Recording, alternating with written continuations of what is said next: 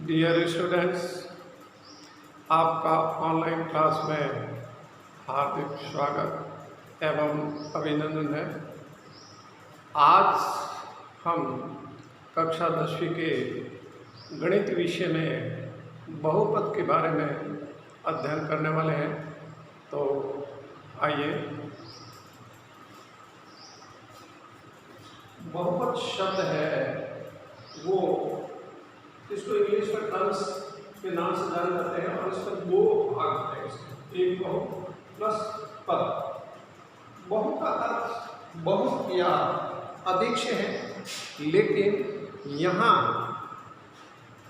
एक या एक से अधिक से अर्थ में लिया जाता है। और फिर इधर वाला जो पद है उस पद के बारे में आइडिया लेते हैं। तो जो पद है इसके दो भाग होते हैं इंटू में। पहला भाग अचर पद इंटू चर, और चर की घात होती है वो पूर्ण संख्या होती है। और पूर्ण संख्या का अर्थ w बराबर 0, 1, 2, 3 एंड सो ऑन से है। और ये जो भाग है, अचर भाग है, वो इसका गुणांक कहलाता है। और उदाहरण के रूप में ये उदाहरण लिया 3x, एक बहुपद है जिसके अंदर 3 इसका गुणांक अचर है और चर है वो x है। अब x की घात ये जरूरी है कि पूर्ण संख्या ही हो। अगर पूर्ण संख्या नहीं है तो वो बहुपद नहीं होगा। जैसे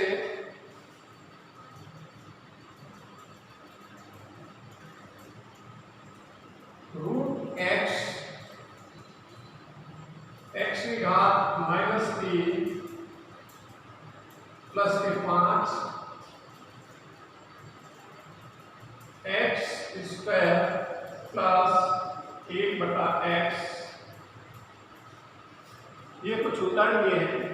इसमें इसकी घात को आप जानते हैं कि x की घात को x घात 1/2 से लिख सकते हैं, और इसकी घात -3 है।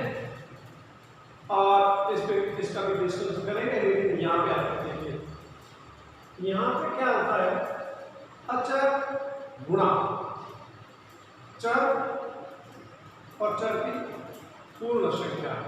जैसे ये उदाहरण लिया है और इसमें पहले में रूट x मतलब x की घात, जो कि इसकी जो घात है वो इस संख्या में नहीं आती है, यानी कि 1/2 पूर्ण संख्या नहीं है। तो ये बहुपद नहीं है। x की घात -3, ये माइनस वाली संख्या पूर्ण संख्या में नहीं आता है, इसीलिए ये भी बहुपद नहीं है।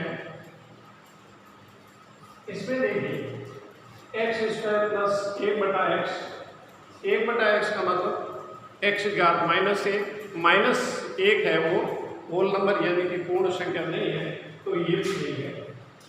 ये जो उदाहरण है, ये सारे के सारे जो उदाहरण मैंने दिए हैं, ये बहुपद नहीं है।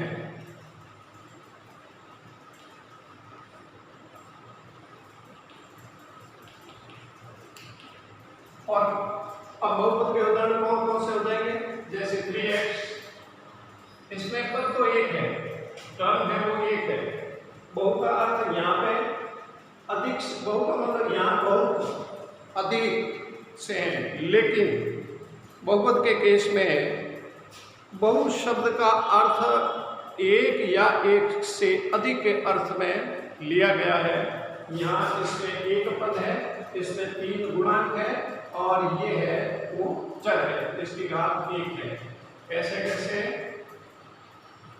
3x square plus 2x plus 1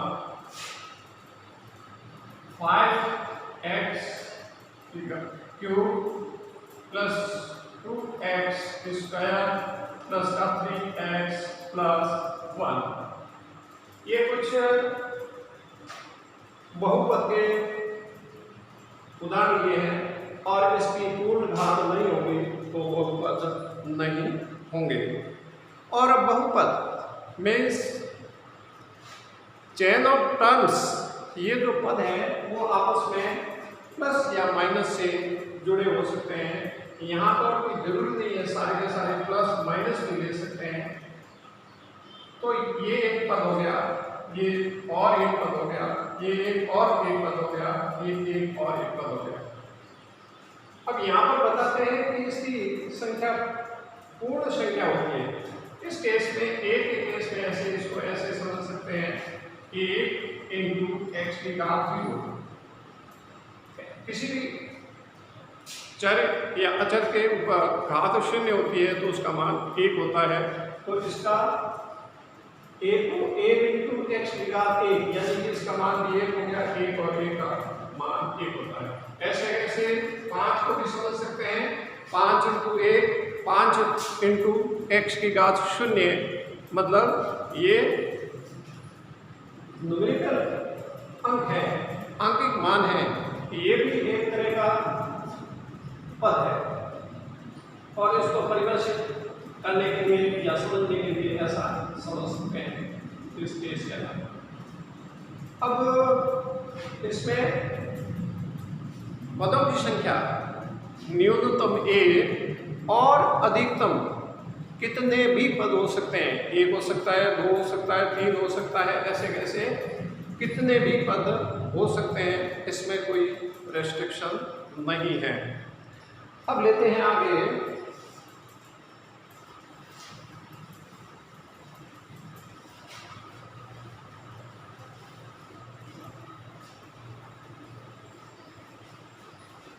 पदों की संख्या के आधार पर इसको किस प्रकार से समझते हैं।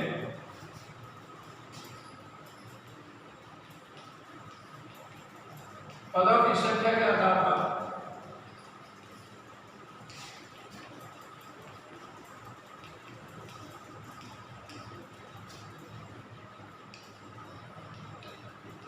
बहुपद, इनके आधार पर पदों की संख्या के आधार पर इसका विविधीकरण करते हैं। तो ऐसे या यूँ समझते हैं इनका प्रकार कैसे क्या होगा बहुपद में पदों की संख्या के आधार पर। उदाहरण के रूप में ये एक 5x उदाहरण लिया, इसमें पदों की संख्या 1 है तो इसको बोलते हैं एकपदी बहुपद। इसका नाम हो गया, इसमें एक पद है। टर्म्स में परिभाषित किया था, ये अचर भाग है, इसमें ऐसे भी लिख सकते हैं जैसे खाली x लिख दिया तो इसका आंतरिक भाग इसमें 1 माना जाता है या 1 होता है। जिसमें पदों की संख्या 1 है तो इसको एकपदी बहुपद कहते हैं। और यदि पदों की संख्या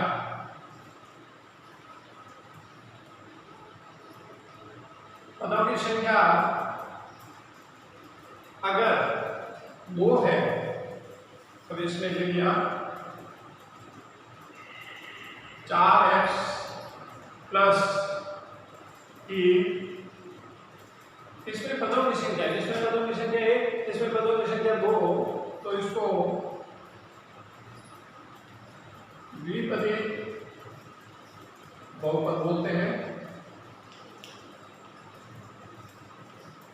द्विपदी बहुपद।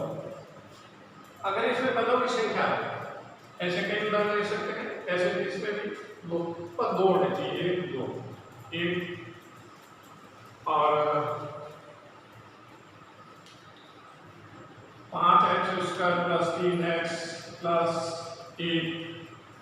इसमें पदों की संख्या 1, ये 2, साइन कुछ भी लिख सकते हैं, प्लस या माइनस कुछ भी हो सकता है। इसमें 1 2 और 3, इसको 3 बहुपदी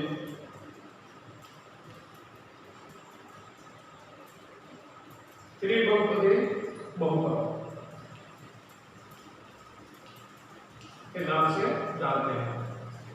एक होता है तो वापस रिपीट करता हूँ, एक पद होता है तो एक पदी बहुपद, दो पद होते हैं तो द्विपदी बहुपद, और एक दो और तीन होता है तो बहुपदी बहुपद कहते हैं। और इससे भी ज्यादा हो सकते हैं, जैसे मैं उदाहरण ले रहा हूं, मैं ये लिखा 8x की घात 8 प्लस 3x की घात 6 प्लस 7x की घात 5 प्लस 4x की घात 4 प्लस 3x की घात 2 प्लस 5, और भी हो सकते हैं, पर प्लस माइनस कुछ भी लिख सकते हो। ये होता है, इसका नाम विशेष, कोई विशेष नाम न देकर के उसको बहुपद से ही जानते हैं। ये प्रकार 1 2 3, उसके बाद में बहुत सारे पद होते हैं तो उसका नाम भी बहुपद के नाम से ही जानते हैं। अब आते हैं बहुपद की घात के बारे में।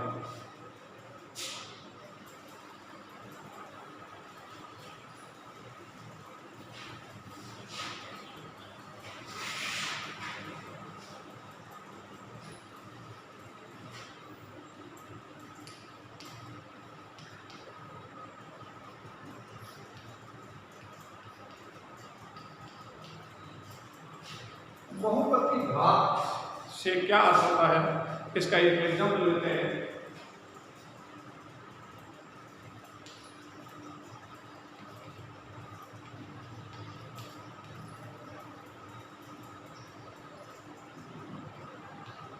ये उदाहरण लिया है, इसमें बहुपद की घात याद करनी है।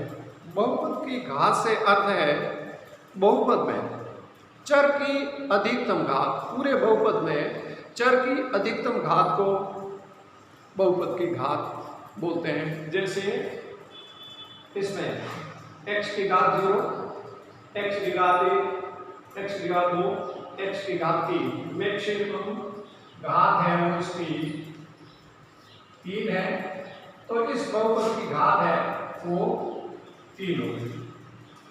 और उदाहरण लेते हैं, x square plus x plus के x प्लस का a, इस बहुपद में घात है वो इसकी घात 0, x की घात 0, x की घात 1, x की घात 2, तो इस बहुपद की घात होगी पूरी कितनी होगी, 2 होगी। इसमें मैक्सिमम 3 थे तो इसकी घात 3 होगी। इसमें अधिकतम घात बहुपद की है 2 है, तो इस बहुपद की घात 2 होगी। ऐसे कैसे बहुपद में जिस चर की अधिकतम घात ही उस बहुपद की घात कहलाती है। और घात के आधार पर बहुपद का प्रकार,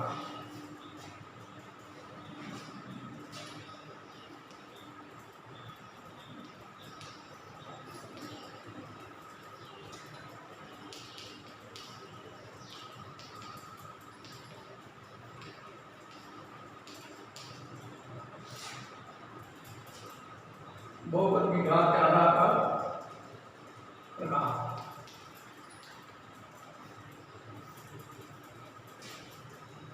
तो इसमें मेन मुख्य रूप से 3 कैटेगरीज होती है। एक घात वाले को रैखिक बहुपद बोलते हैं, रैखिक बहुपद,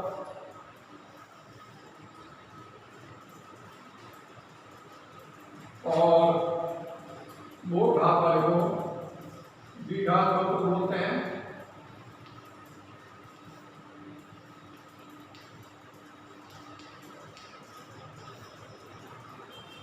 और 3 घात वाले को त्रिघात बोल सकते हैं।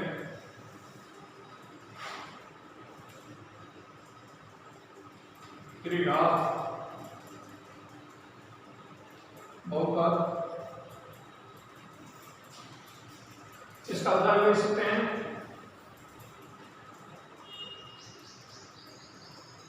पांच एक्स प्लस, इसमें जो है घात अधिकतम एक्स की घात 0, पहले बता चुका हूं। एक का मतलब 1 इंटू एक्स की घात 0, एक्स की घात इससे 0 हो गया, इसकी एक्स की घात 1 है। घात जिसकी 1 होती है उसको रैखिक बहुपद के नाम से जाना जाता है। और इसका जो है वो उदाहरण ये भी हो सकता है, खाली जैसे 5x प्लस 1 है, ये भी इसका उदाहरण है, ये भी इसका उदाहरण है। जरूरी नहीं कि इसके साथ ये टर्म भी हो, ये ऐसे भी हो सकता है। और इसका जो जनरल फॉर्मूला लिखा जाता है उसमें ये होता है कि x प्लस b, ये इसकी जनरल फॉर्मूला है, स्टैंडर्ड फॉर्मूला। उसके बाद में आते हैं द्विघात बहुपद में। द्विघात बहुपद में इसका जो जनरल फॉर्मूला होता है वो ax² plus bx plus c, ये हो गया इसकी स्टैंडर्ड फॉर्म। और उदाहरण के रूप में ये ले सकते हैं 4x² प्लस 3x प्लस का 1, और इसको ऐसे भी उदाहरण हो सकते हैं 5x² 6x² प्लस 1। जरूरी नहीं कि ये x² x और ये सारे के सारे हो, इसको ऐसे भी लिख सकते हैं, ऐसे भी उदाहरण हो सकते हैं। और इसका स्टैंडर्ड फॉर्म है वो ये होता है। फिर आते हैं त्रिघात में। त्रिघात में ये हो सकता है 5x की घात cube plus 4x² plus 3x plus 1। त्रिघात यानी कि इसकी घात है वो 103 है। ये सारे के सारे इसको डिसेंडिंग ऑर्डर में है, और इसमें ऐसे भी हो सकता है। उदाहरण के अंदर जैसे एक उदाहरण मैंने ये समझाया लिया, और इसमें ये भी हो सकता है 7x³, ये भी त्रिघात का उदाहरण है। 5x³ प्लस 4x ऐसे भी लिख सकते हैं, और x³ भी लिखा जा सकता है। ये कुछ एक उदाहरण लिए मैंने, इसको ऐसे भी लिख सकते हैं। और इस केस के अंदर इसमें जो a का जो मान है वो नॉट इक्वल टू 0, यानी कि a का मान है वो 0 नहीं होना चाहिए। अगर 0 होगा तो x इसको 0 कर देंगे, पीछे रह गया b का मतलब वही, b का मतलब होता है 1 इंटू एक्स की घात 0, इसकी घात 0 हो गई तो रेखिक में नहीं आता है। रेखिक में घात 1 होती है, त्रिघात में घात 2 होती है, त्रिघात बहुपद में घात 3 वाली होती है। जो घात देने वाला जो पद है, जिस पद से घात दिखती है, अधिकतम घात दिखती है, उसका गुणांक 0 नहीं होना चाहिए। इसमें भी ये एक जो मान है वो नॉट इक्वल टू 0, इसमें भी स्टैंडर्ड फॉर्म लिख देता हूं ax³ प्लस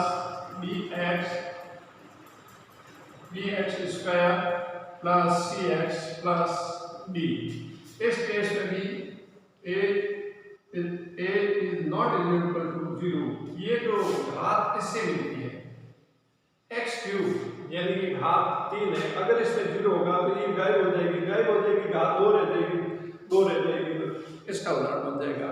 इसीलिए जिस पद से घात मिलती है, घात दिखती है, उसका गुणांक 0 नहीं हो, ये ध्यान रखने वाली बात है। अब आगे के स्टेप में आते हैं।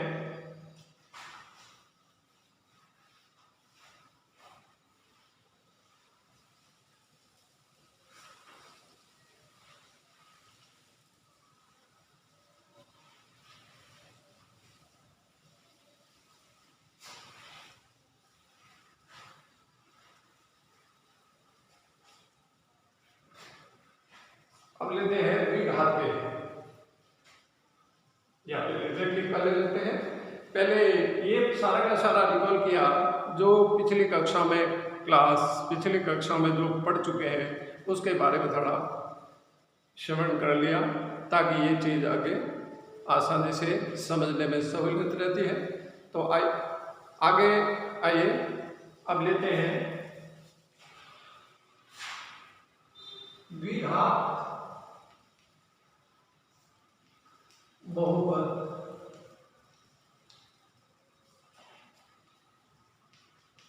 के शून्यांक व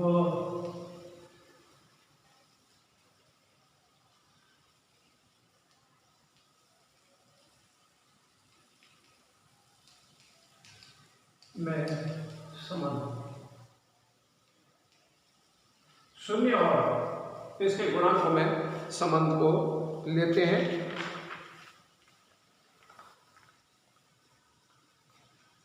पहले बहुपद कर लेते हैं। उदाहरण ये था, स्टैंडर्ड रूप ये था ax² plus bx plus c, जिसमें a नॉट इक्वल टू 0, यानी कि a का मान है वो 0 नहीं हो। उससे पहले ये द्विघात कार्य है, थोड़ा सा पहले इसके बारे में कर लेते हैं। रैखिक पॉलिनॉमियल ax प्लस b, अगर इसका a नॉट इक्वल टू 0, अब इसमें आपको इसके शून्य ज्ञात करना है। तो ax प्लस b बराबर 0 ले लेते हैं, और ax बराबर माइनस का b और x बराबर माइनस b अपॉन a, इसको ऐसे लिख सकते हैं माइनस अचर बटा x² का गुणांक। और एक बात और क्लियर कर लेते हैं,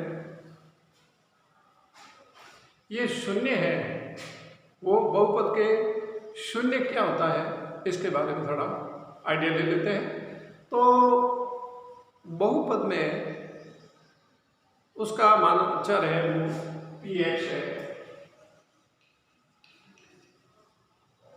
है, और x का मान क्या रखें कि वो px है वो शून्य आ जाए। तो इस केस के अंदर जैसे मान लो x का जो मान निकला माइनस b अपॉन b, ये इसका ax प्लस b का शून्य हो गया, ये इसका शून्यांक है, इसमें माइनस b अपॉन a आ गया। और उसके बाद में यहाँ पे द्विघात में ले रहे हैं, इसमें x का मान यानी कि शून्य का मान, इसके शून्य ज्ञात करना है। तो इस केस में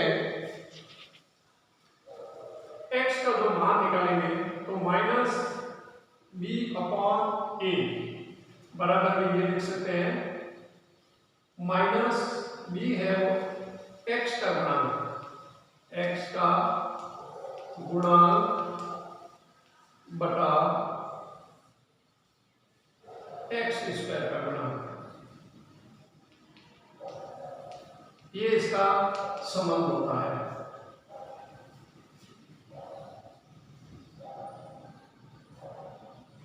इसको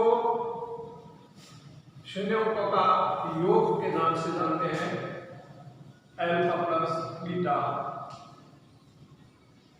पहला शून्यांक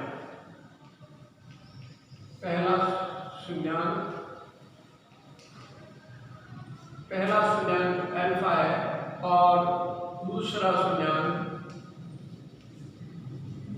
ऐसे मान सकते हैं, पहला शून्यांक अल्फा है और दूसरा शून्यांक बीटा है। ओ अल्फा प्लस बीटा शून्यों का योग माइनस b अपॉन a बराबर माइनस x का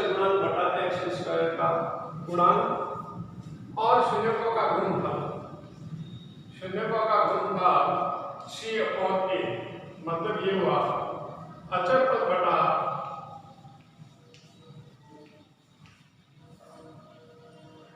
एक्स स्क्वायर का गुणा।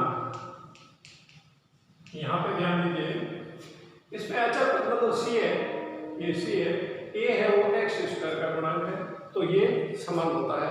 और इस संबंध का ये कहां से आया इसके बारे में थोड़ा अध्ययन कर लेते हैं। तो उसमें आपको जो x का मान है, शून्याङ्क का मतलब होता है चर में x है तो x का सिंबल भाषा में ऐसे समझते हैं, x का मान ही चर घात वाले बहुपद का शून्याङ्क कहलाता है। तो x का जो बहुपद, ये जो बहुपद है और ये द्विघात बहुपद है, द्विघात बहुपद में घात 2 होती है, तो उसमें बहुपद की जितनी घात होती है उतने ही उसके शून्याङ्क होते हैं। और द्विघात है, घात 2 है तो 2 शून्याङ्क होंगे। जैसे पहला शून्याङ्क अभी अपने माना अल्फा और दूसरा शून्याङ्क माना है वो बीटा है, तो इसको x माइनस अल्फा और x माइनस बीटा। अब इसमें गुणा करेंगे दोनों का, x minus alpha x minus beta, इसका गुणा किया तो ये आ गया x square minus alpha x minus beta x plus alpha beta. वापस रिपीट करा, इसको इससे गुणा किया तो एक्स स्क्वायर आ गया, इसका गुणा किया तो माइनस अल्फा एक्स आ गया, फिर इसका इससे गुणा किया तो माइनस बीटा एक्स फिर माइनस माइनस प्लस इसका गुणा किया प्लस अल्फा बीटा गया। अब इसको ऐसे लिख सकते हैं, एक्स स्क्वायर माइनस कॉमन ले लिया दोनों में से, एक्स कॉमन ले लिया तो ब्रैकेट में रह गया अल्फा प्लस बीटा और common x plus alpha beta. अब इस समीकरण का तुलना करते हैं स्टैंडर्ड रूट से, इससे यानी कि a एक्स स्क्वायर फिर उसके बाद में प्लस बी एक्स प्लस सी। अब यहां पे ध्यान देते हैं, x का जो गुणांक है वो ये है, x का जो गुणांक है वो ये है,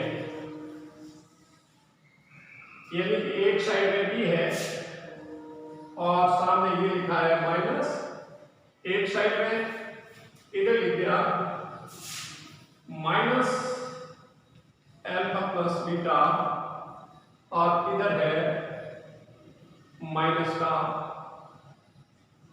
b, माइनस का b।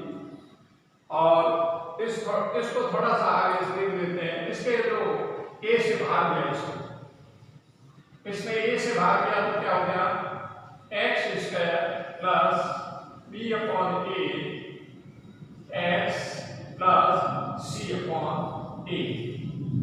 एक्चुअली क्या है, इसको यहां से तुलना कर रहा हूं तो ये हो गया बी अपॉन ए। अब b अपॉन ए यानी कि अल्फा प्लस बीटा, ये माइनस को ट्रांसपोज करके इधर लगे, या फिर इसके अल्फा प्लस बीटा है वो माइनस दोनों से गुणा करेंगे तो ये माइनस माइनस प्लस हो गया, इधर हो गया माइनस b अपॉन ए। जो भी ये रिलेशन है वो अभी जो समझाया वो ये वाला है। ये सूत्र कहां से आया ये समझाने के लिए मैंने इसको ये समझाया, alpha plus beta minus b upon a, minus b upon a. ऐसे इसका जैसे लिखते हैं ये भूल जाते हैं तो इससे इसको डेराइव किया जा सकता है। सेम ऐसे कैसे इसको कंपेयर करते हैं तो गुणांक वाला बन जाता है सी अपॉन ए अल्फा बीटा, ये रहा अल्फा बीटा सी अपॉन ए, और सी क्या है अचर पद, ये क्या है एक्स स्क्वायर का गुणांक। ये चीज हो गई। बहुपद के शून्यांकों व गुणांकों में संबंध ये ले लिया आपने। फिर इसके आगे ले लेते हैं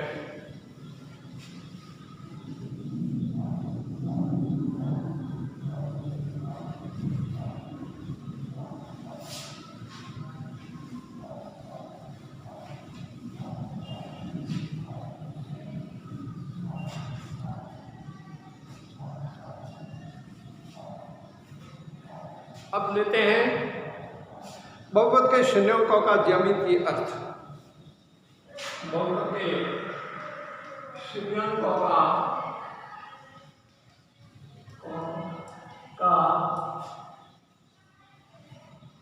ज्यामितीय अर्थ।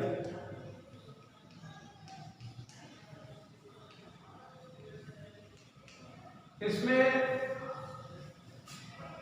एक रैखिक बहुपद का उदाहरण ले रहा हूं।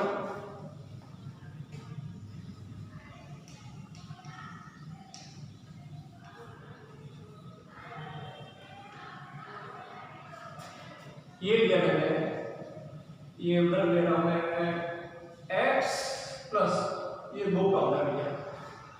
ये उदाहरण लेकर के इसका ज्यामितीय बहुपद के शून्यांकों का ज्यामितीय अर्थ क्या होता है इसको समझते हैं।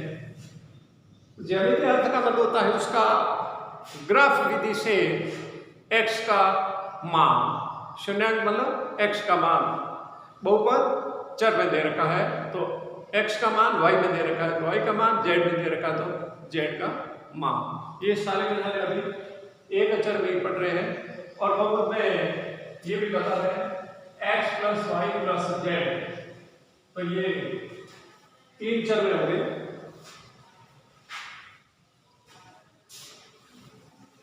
अब ये जो रैखिक पद का एक उदाहरण लिया है इसका ज्यामितीय प्रेजेंटेशन करते हैं। तो इसमें एक ग्राफ ड्रॉ करते हैं ऐसे। ये x एक्सिस है, x डैश y डैश, ये मूल बिंदु 0 या 1 2 3 4 ये x के मान है। और इसमें y का मान 1, y का मान 2, y का मान 3, y का मान 4, y का मान 5 ऐसे निकाल सकते हैं। x का मान -1, x का मान -2, x का मान -3, x का मान -4, x का मान -5 ऐसे माइनस का 1, माइनस के 2, माइनस के 3, माइनस के 4 और माइनस के 5। अब इसमें 9th क्लास में पढ़ चुके हैं x प्लस 2 यानी y बराबर x 2 है ये। और इसकी एक टेबल बनाना सीखे हैं पिछली कक्षाओं में और उसमें ऐसे टेबल बनाते थे इस तरह से। अब इसमें x का मान 0 रखेंगे तो y का मान 2 आ गया। और अगर इसका मान -2 रख दिया तो इसका मान आ गया 0। ऐसे और भी मान ले सकते हैं। जैसे मान लो इसका मान मैंने लिया 1 तो y का मान आ गया 3, ऐसे और भी ले सकते हैं। अब इसको ग्राफ पर प्रेजेंट करते हैं, इसका मान प्लॉट करते हैं। तो 0 तो x का मान 0 यहाँ पे नहीं दे जाना ये x का मान, y का मान 2 यानी कि ये बिंदु आ गया 0 का मान 2। अब दूसरा है माइनस के 2, x का मान -2, -1 -2 और 0, y का मान 0 इसी रेखा पे होता है। तो ये हो जाएगा -2 का मान 0। और फिर 1 ये 1 और y का मान 3, ये y का मान 3 ऐसे हो गया। अगर इस लाइन को ड्रॉ किया जाए तो ये इस बहुपद को शो करती है, प्रेजेंट करती है। फिर इस बहुपद में तो x का जो मान वो x का जो मान है वो x अक्ष पर कितना प्राप्त होता है, कितना प्राप्त होता है, x अक्ष ये है, इसका मान ये होगा। x का जो मान आया वो -2 आया, यानी कि रैखिक बहुपद में घात 1 होती है तो उसका मान भी 1 ही आता है, वो -2 है। इसका यही इसका ज्यामितीय अर्थ लेते हैं। कंक्लूजन अर्थात निष्कर्ष ये निकलता है कि रैखिक बहुपद में चर का मान एक चर x में है तो x अक्ष पर मान 1 ही प्राप्त होगा। ये इसका शून्यांक कहलाता है। इसका यहाँ पर 1 मान आया तो इसका शून्यांक है वो 1 आया। अगर बहुपद द्विघात होगा तो उसका जो मान आएगा वो कितना होगा, शून्यांक का मान वो आएगा। त्रिघात्मक केस के अंदर शून्यांक का मान 3 आएगा। ऐसे कैसे घातें बढ़ती है तो उसके शून्यांकों का मान भी बढ़ता है। और ये था इसका। अगर इसी को बीजीय विधि से करें तो इसको ऐसे कर सकते हैं, x + 2 = 0 रखो, x = -2 रखेंगे तो ये भी x का जो मान है ये बीजीय विधि से है, ये ग्राफीय विधि से है। ये ज्यामितीय विधि बोलो या ग्राफीय विधि बोलो एक ही बात है। तो ये ऐसे ढंग से मान ज्ञात कर सकते हैं। निष्कर्ष ये हुआ कि बहुपद में रैखिक बहुपद है तो उसका शून्यांक 1 आएगा, x को 1 बार कट करेगी यानी कि प्रतिच्छेद करेगी या स्पर्श भी प्रतिच्छेद में ही लेते हैं। तो ये हुआ अपना ये काम। और उसके आगे एक्सरसाइज के प्रश्न।